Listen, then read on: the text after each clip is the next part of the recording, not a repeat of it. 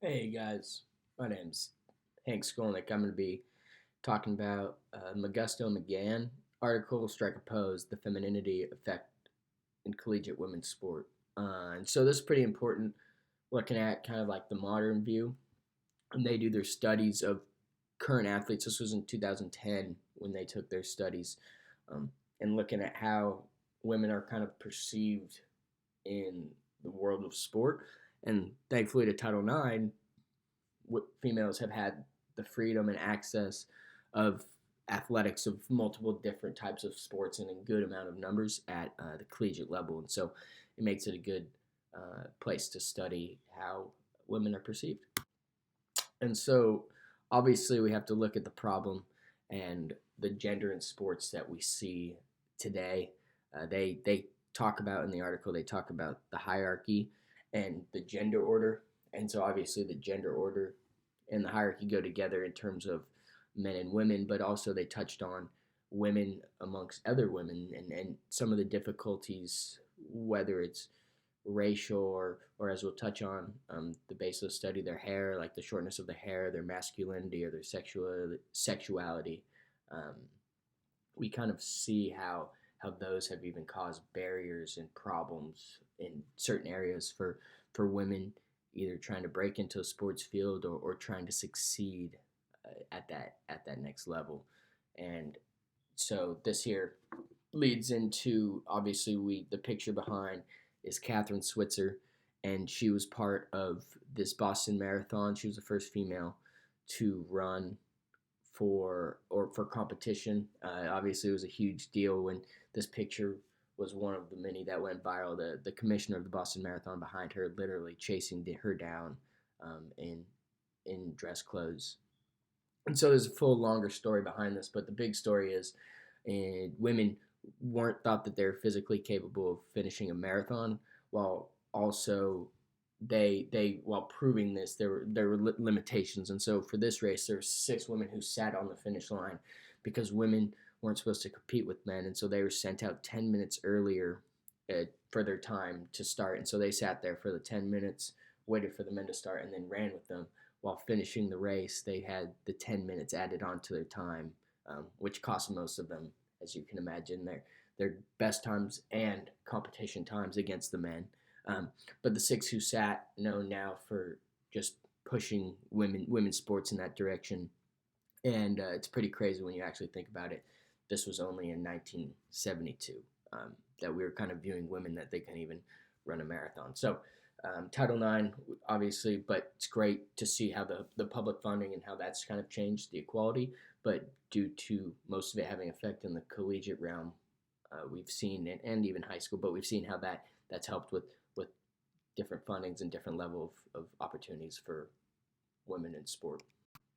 Uh, so the study was done with nearly 4,800 athletes across the many different conferences, but it focused for the D1 level. It focused on the 5 major conferences of the Big Ten, the Big 12, the SEC, the ACC, and the Pac-12.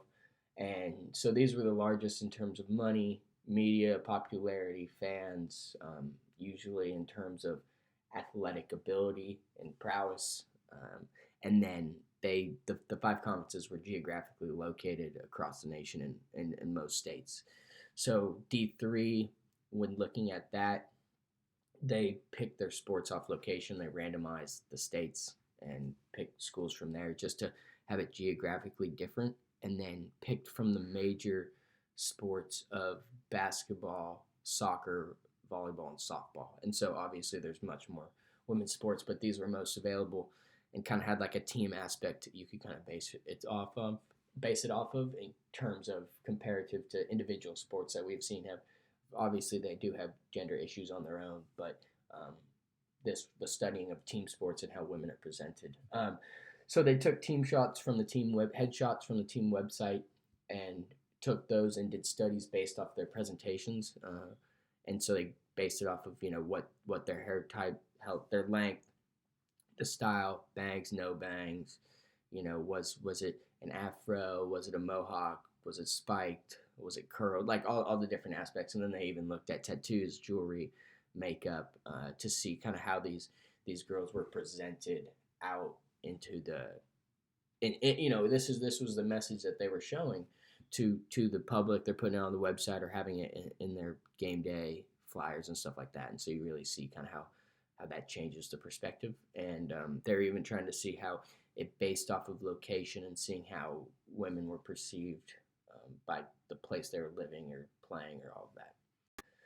So when you look at the results, most of the women wore their hair down and long, and so they long hair as a whole was at 95.6%, with medium at 3.6 and short at under 1 at 0.8%.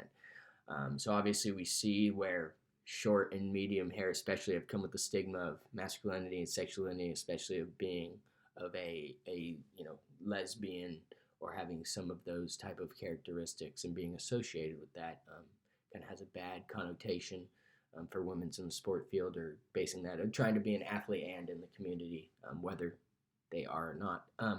And so from the long hair, 57% of those wore it specifically down in front of their shoulders in what would be deemed the most sexually attractive, or putting that in a presentation of least athletic sense. So some of the other ones, they had ponytails in front of their shoulder, but some girls, very few, wore it up and in what would be a general sense of athleticism. They even saw some different racial biases off of this, in terms of white versus Latino, Asian, and African American women who were choosing to wear their hairstyles in different ways, and kind of how this was presented. Surprisingly, only 27.15% of the women wore earrings, and so this was kind of interesting to me because from my perspective, or at least in my experience, I've seen or heard of, or you recognize a lot more of the girls wearing makeup or earrings or necklaces in the photos, and even you'll see guys doing some of this more as like a presentation for the photos. But they talked about in the article and in their study, it was hard to know as especially in the levels of different schools or different D1 to D2 or D3, is they had different control over their athletes and were able to maybe control what they wore or presented themselves out to the media. And this was also seen too as the D1 girls were presented much more in a fancier fashion, hair down, much more dressed up, as it's to be seen as maybe their media attention kind of changed how they were perceived and how the school wanted to put them out. But they talked about how they couldn't conclude all the results based off, they didn't know the culture of the NCAA's unwritten code of ethics or rules and how different teams like to operate. So obviously today we still see those same three I've kind of been talking on, of race, sexuality, and masculinity, and how even different women of different sports. They talked about soccer, being of the girl next door, where basketball is much more brutal and physical in contact, and in the body shapes and thought process of it when they're both physical sports in their own. But we look at different stuff as we see in like softball. It's changed from much of a that lesbian or masculinity type thought process, and how it's kind of become much more mainstream recently, and how the perceptions of how people see the players and stuff like that is I don't want to say changing fast, but it is changing over time. And so obviously this 1999, this is Brandy Chastain, more iconic even for women than it was for the world of sports, but at this time this was something that you didn't see women really do, and she kind of changed the view on women's bodies and the perspective of these athletes who are on top of their game, competing at the best abilities, but still finding that place of women and equality in the sports world. And so that's kind of interesting how that all brings together, and how they studied girls' faces, pictures, and can determine how they're presented and how they want to be looked at in the public eye. And here's my references. Thank you.